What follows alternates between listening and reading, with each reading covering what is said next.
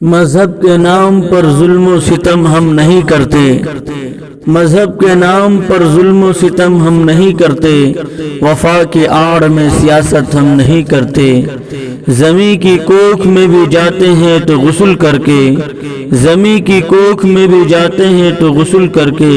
وطن کی مٹی کو ناپاک ہم نہیں کرتے، وطن کی مٹی کو ناپاک ہم نہیں کرتے۔ دوستو، ملے گی منزل مقصود یہ ایمان رکھتے ہیں، ہم اپنی رہبری کے لیے قرآن رکھتے ہیں۔ ملے گی منزل مقصود یہ ایمان رکھتے ہیں، ہم اپنی رہبری کے لیے قرآن رکھتے ہیں۔ وفاداری وطن سے ہو یہی اسلام کہتا ہے، ہم دل کے ہر گوشے میں ہندوستان رکھتے ہیں۔ وفاداری وطن سے ہو یہی اسلام کہتا ہے، ہم دل کے ہر گوشے میں ہندوستان رکھتے ہیں۔ ہم کا فل فرم ہوتا ہے ہاں سے ہندو بھائی اور ماں سے مسلمان بھائی۔ جب ہندو مسلم دونوں ایک ساتھ مل کر کے رہتے ہیں تو ہم بنتا ہے اور ہندوستان ترقی کرتا ہے، آگے بڑھتا ہے۔ پوری دنیا کے اندر جو حالات چل رہے ہیں اور پوری دنیا میں دین اسلام پر حملہ کیا جا رہا ہے، اسلام کو مٹانے کی سازش کی جا رہی ہے، اسلام کو نیست و نابود کرنے کی کوشش کی جا رہی ہے،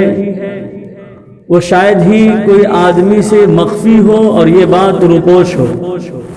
ہر آدمی جانتا ہے۔ عرب ممالک کا آپ جانتے ہیں کہ کیا حال ہے، وہاں کے حکمراں، وہاں کے سردار اور وہاں کے قائد اور رہبر وہ کس طریقے سے اسلامی شعائر کو بڑھاوا دینے کے بجائے وہ غلط چیزوں کو بڑھاوا دے رہے ہیں اور اللہ کے دشمنوں کا تعاون کر رہے ہیں اور اس کے مطابق اپنی حکومت چلا رہے ہیں۔ اسی طریقے سے چین کے بارے میں شاید آپ لوگوں کو معلوم ہو کہ وہاں بھی کس طریقے سے مسلمانوں کو ظلم و ستم کا نشانہ بنایا جا رہا ہے، اور پھر برما کا حال معلوم ہے آپ کو اور کشمیر کا حال معلوم ہے، اور اسی طریقے سے ہر جگہ سے ایمان والوں پر حملہ کیا جا رہا ہے۔ تو آپ سیرت کا مطالعہ کریں، رسول کریم صلی اللہ علیہ وسلم کی زندگی کا مطالعہ کریں تو آپ کو یہ بات معلوم ہو جائے گی کہ یہ کوئی نئی چیز نہیں ہے۔ شروع سے ایمان والوں کو ستایا گیا،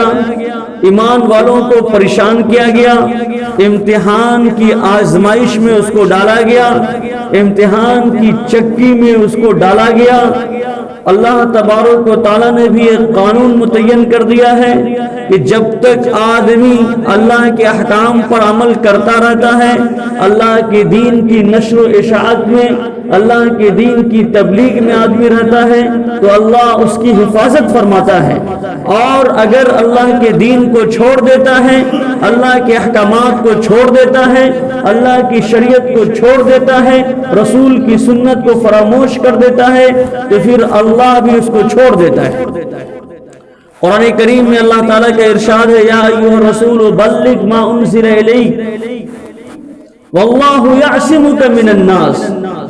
اے رسول، جو اللہ کی طرف سے آپ کے اوپر نازل ہو رہا ہے آپ اس کو لوگوں تک پہنچائیں، اللہ کے بندوں کو اللہ کی طرف دعوت دیں، اللہ کے بندوں کو اللہ کی طرف بلائیں، اللہ کے بندوں کو غیر اللہ کی پوجا سے، غیر اللہ کے شرک و کفر سے نکال کر کے ایک وحدہ لا شریک لہ ذات کی طرف آپ لوگوں کو دعوت دیں اور اللہ آپ کی حفاظت فرمائے گا۔ تو اللہ نے جو حفاظت کی ذمہ داری لی ہے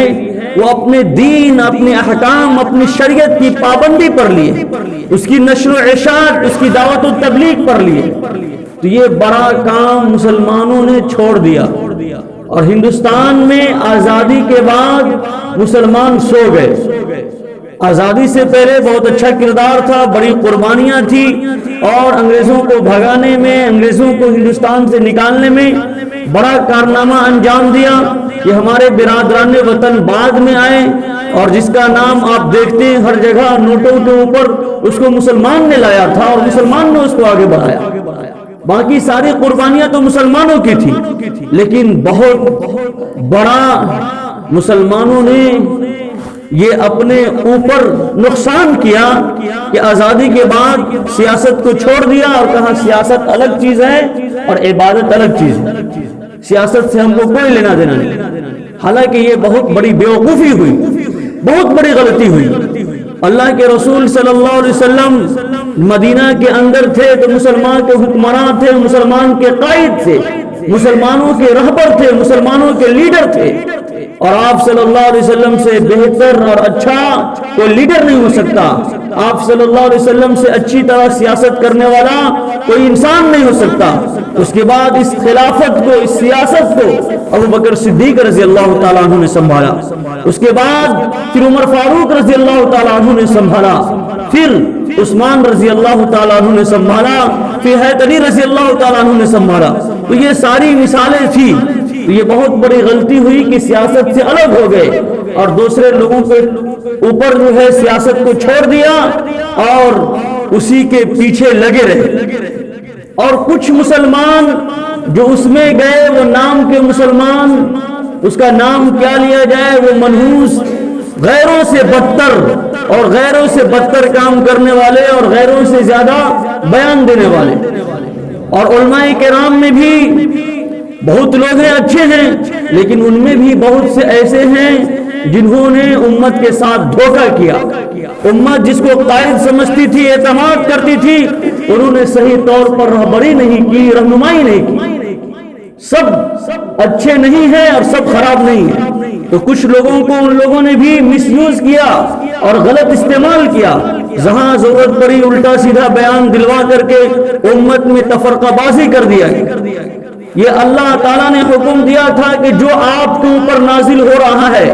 اے رسول جو آپ کے اوپر نازل ہو رہا ہے اللہ کی طرف سے، یعنی قرآن کریم کے حکم کو آپ پھیلائیے لوگوں تک۔ لیکن ہندوستان میں بریلویت کو پھیلایا گیا، دیوبندیت کو پھیلایا گیا، اہل حدیث کو پھیلایا گیا، اور پھر وہابیت کو پھیلایا گیا، سلفیت کو پھیلایا گیا، اور یہ امت ٹکڑے ٹکڑے ہو گئی، منتشر ہو گئی۔ یہ بہت بڑی غلطی ہوئی اور بہت بڑا کھلواڑ کیا گیا اور بہت بڑا دھوکہ دیا گیا۔ یہ اسلام نہیں ہے۔ اسلام تو قرآن حدیث کو ماننے کا نام ہے، اور اس کے بعد جو بھی اس میں مجتہدین ہیں، علماء کرام ہیں، جو ان کی بات تھی ان کو ماننے کا نام ہے، اور باقی جو فروعی چیز ہے، جزوی چیز ہے، جو اختلاف ہے، وہ معمولی سی چیز ہے۔ تو ایسی بات نہیں کہ کوئی یہاں ہاتھ باندھ کر کے نماز پڑھے گا تبھی اس کی نماز ہوگی۔ یہ کوئی اس طریقے سے کہتا ہے کہ وہ فتین ہے، امت میں تفرقہ ڈالنے والا ہے، یہاں ہاتھ باندھ کر کے نماز پڑھے اس کی نماز بھی ہو جائے گی، ہاتھ چھوڑ کر کے نماز پڑھے اس کی بھی نماز ہو جائے گی۔ تو یہ سب سہولت تھی، یہ سب آسانیاں تھی۔ تو اس طریقے سے کچھ لوگوں نے امت میں تفرقہ ڈالا اور حکمراں کی چمچہ گیری کرتے رہے، اور اوپر سے اس طریقے سے کرتے رہے۔ سعودی عرب میں جو لوگ جاتے تھے سب کو کہتے تھے کچھ جو ہے کہ یہ حنفی غلط، یہ غلط، وہ غلط، اور آج سنیما ہال کھل رہا ہے اور اتنی زیادہ بھیڑ، تو آج ان کی مولویوں کی زبان بند ہے، چونکہ وہ ریالی تھے، ڈالر پر چل رہے تھے، تو آج اس کو کوئی غلط چیزیں نظر نہیں آ رہی۔ تو کچھ غلطی ہمارے علماء کرام کی بھی ہے، سب غلط نہیں ہے، بہت سے اچھے ہیں جو صحیح قیادت کر رہے ہیں، امت کے لیے رات میں روتے ہیں، اللہ کے سامنے گر گراتے ہیں، امت کا درد ان کے دلوں میں۔ لیکن کچھ لوگ ہیں جو عالموں کے صف میں گھس کر کے امت کو بالکل تحت الثرى میں ڈھکیل دیا اور گمراہ کر دیا۔ تو اس لیے امت کو بھی بیدار ہونے کی ضرورت ہے، اور ایسے عالموں کی پیروی نہیں کرنا ہے جو تفرقہ ڈال رہے ہیں، منتشر کر رہے ہیں، اور آپ کو دین کے نام پر بیوقوف بنا رہے ہیں۔ ایسے لوگوں کی پیروی نہیں کرنی ہے، ایسے لوگوں کے پیچھے نہیں چلنا ہے۔ آپ بھی قرآن حدیث کا مطالعہ کریں، اور جو صحیح عالم ہیں ان کی بات مانیں، جو صحیح طور پر رہبری کرنے والے ہیں، صحیح طور پر رہنمائی کرنے والے ہیں، آپ کو صحیح راستہ بتانے والے ہیں، جو صحیح قیادت کرنے والے ہیں، آپ اس کے ساتھ چلیں۔ اور جو نیتا آپ کو بیوقوف بناتا ہے، جو لیڈر اور قائد صرف ووٹنگ کے زمانے میں اور الیکشن کے زمانے میں نظر آتا ہے، میٹھی میٹھی بات کرتا ہے، ان سب کو آپ بھگائیں اور ان سب سے رشتہ کو ختم کریں۔ آپ اپنے پاؤں پہ کھڑے ہوں، کب تک اس کے پیچھے چلتے رہیں گے؟ اس پر بھی غور و فکر کرنے کی ضرورت ہے۔ تو یہ سازش شروع سے ہو رہی ہے اور ہوتی رہے گی۔ اس سے پہلے فرعون بھی گزرا، وہ بھی بنی اسرائیل پر ظلم و ستم کرتا تھا، اور وہ بھی بنی اسرائیل کے بچوں کو قتل کرتا تھا۔ لیکن جب موسیٰ علیہ السلام کی اتباع کی گئی، موسیٰ علیہ السلام کی بات کو مانا، موسیٰ علیہ السلام کی بات جب اپنے دلوں میں قوم نے بسایا اور فرعون سے مقابلہ کیا، ان کو ایک اللہ کی طرف دعوت دیا گیا، بتایا گیا کہ وہ اللہ ہے، اس اللہ کی عبادت کرو، تمہارے سامنے سر نہیں جھکے گا، یہ سر جھکے گا تو ایک اللہ کے سامنے۔ تو اس اللہ نے فرعون کو تباہ و برباد کیا اور قیامت تک کے لیے عبرت کا نشان بنا دیا۔ ایک وقت تھا جب نمرود بھی اپنے آپ کو کہتا تھا کہ میں خدا ہوں، میری عبادت کرو، میرے سامنے جھکو۔ اللہ تعالیٰ نے ابراہیم علیہ السلام کو بھیجا، ابراہیم علیہ السلام نے مخالفت کی، آنکھوں میں آنکھ ڈال کر کے بات کی اور کہا تمہاری پوجا نہیں ہوگی، تمہاری عبادت نہیں ہوگی، ایک اللہ کی عبادت ہوگی، ایک اللہ کے سامنے سر جھکے گا، تمہارے حکم کو نہیں مانا جائے گا، تمہارا آرڈر نہیں چلے گا، زمین اللہ کی ہے، آسمان اللہ کا ہے، قانون چلے گا تو اللہ کا چلے گا۔ لہذا ابراہیم علیہ السلام کو بھی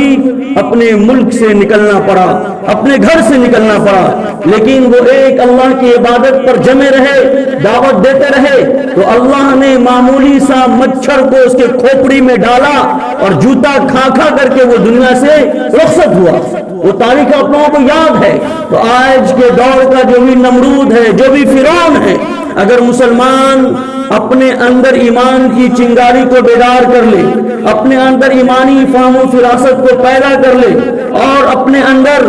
جو چیز صحابہ کرام کے اندر تھی اس کو پیدا کر لے تو انشاءاللہ آج بھی انقلاب برپا ہوگا۔ اور اگر یوں ہی ٹکڑے ٹکڑے میں بٹے رہے اور ادھر ادھر معمولی باتوں پہ اختلاف برپا کرتے رہے، گھروں میں لڑائیاں جھگڑا کرتے رہے، آپس میں محلے میں ایک دوسرے کو گالی گلوچ کرتے رہے، تو جس طریقے سے ہو رہا ہے اس سے بدتر حال ہو سکتا ہے۔ وعدہ غلبہ ہے مومن کے لیے قرآن میں،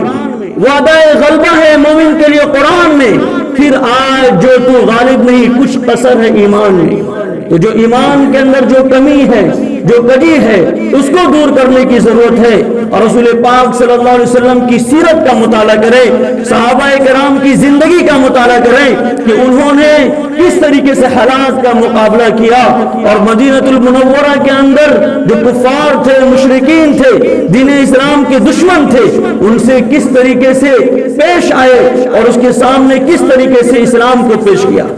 جب اسلام کا حق ادا کر دیا جائے گا، قرآن کا حق ادا کر دیا جائے گا، دعوت و تبلیغ کا حق ادا کر دیا جائے گا، حجت تمام ہو جائے گی۔ تو حجت تمام ہونے کے بعد دو کام ہوتا ہے۔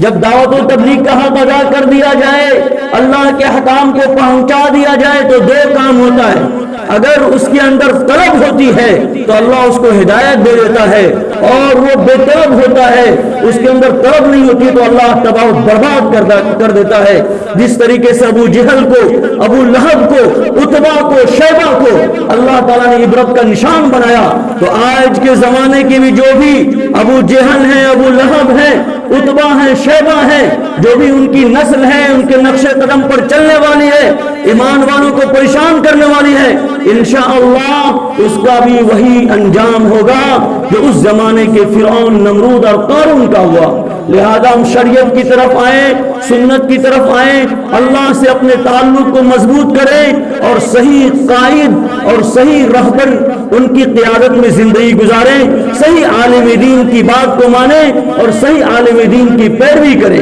اور خود بھی اپنے اندر شعور پیدا کریں، ہم اپنے اندر ایمانی روحانی طاقت و قوت پیدا کریں، اور اپنے برادران وطن پر جو ظلم و ستم ہو رہا ہے ان کو اپنے ساتھ لیں اور ان کو بتائیں کہ آؤ ظالموں کا مقابلہ کرتے ہیں، ظالم سے لڑنا ہمارے انتم سندیش کا۔ محمد صلی اللہ علیہ وسلم نے فرمایا انصر اخاک ظالم ظالمن او مظلومن، کہ تمہارا بھائی اگر ظالم ہے اور تمہارا بھائی اگر مظلوم ہے تو ان کی مدد کرو۔ صحابی نے کہا کہ اللہ کے رسول صلی اللہ علیہ وسلم مظلوم کی مدد کرنا ہے، یہ بات تو سمجھ میں آتی ہے، لیکن میں ظالم کی کیسے مدد کروں؟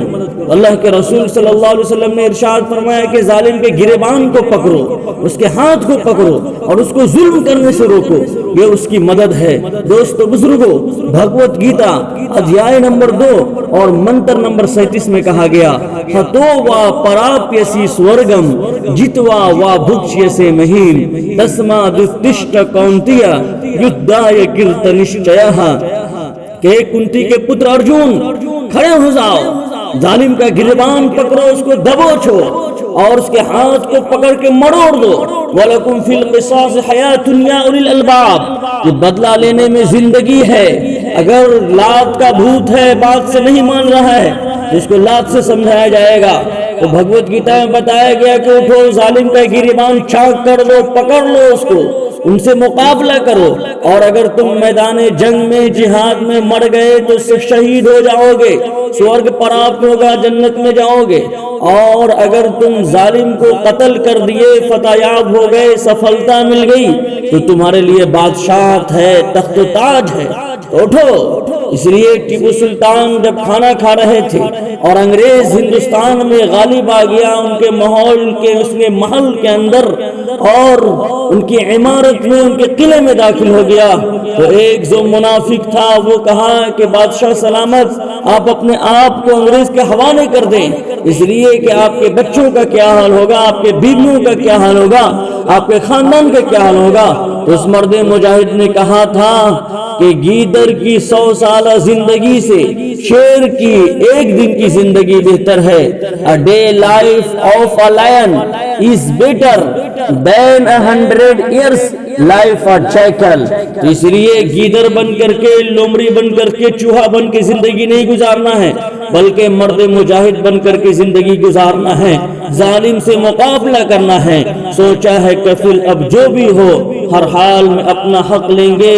سوچا ہے کفل اب جو بھی ہو ہر حال میں اپنا حق لیں گے، عزت سے جیے تو جی لیں گے ورنہ جام شہادت پی لیں گے۔ دوست بزرگوں، ہم لوگوں کو خود اپنی فکر کرنی ہوگی اور خود اپنی حفاظت کے لیے کچھ کام کرنا ہوگا، اس لیے کہ کوئی ہمارا محافظ نہیں ہے اور کوئی ہم کو بچانے والا نہیں ہے، اوپر اللہ ہے، مالک ہے، سرو شکتیمان پرمیشور کا سہارا ہے، اور نیچے جو ہمارے اندر طاقت و قوت اس نے رکھی ہے، اور تو ہم اپنی دفاع کے لیے خود اپنے اندر طاقت و قوت پیدا کریں۔ کچھ تو فکر کرو اپنی بقا کے لیے، کچھ تو فکر کرو اپنی بقا کے لیے، زمانہ کچھ نہیں کرتا کبھی کسی کے لیے، زمانہ کچھ نہیں کرتا کبھی کسی کے لیے۔